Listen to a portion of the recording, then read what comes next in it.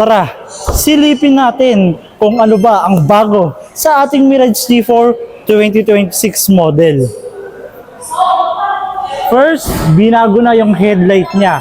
Naka-LED na siya at ginawang masculine look kaya sobrang ganda ng ating headlight sa Mirage T4 2026.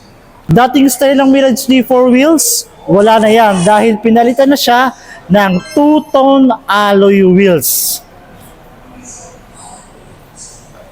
At pati sa ating Mirage T4 2026 model, pati GLX variant, meron na din po siyang ABS.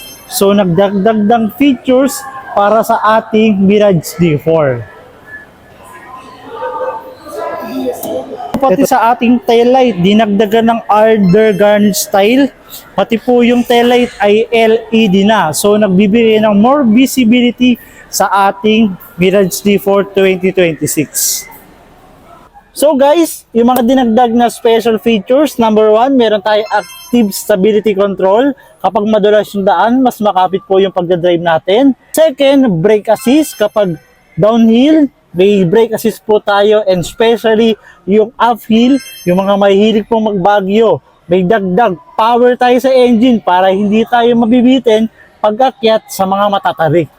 At kung may balak kang bumiyahe sa Grab, in-drive at joyride, nag-a-assist din po kami ng franchise para dumagdag na ang iyong kita. So guys, ulitin ko, naka-zero down payment tayo with Grab assistance. Kaya kung interesado ka, message mo na ako dito sa aking contact number, i-visit mo ako dito sa Manila Abad Santos, at see you on release day.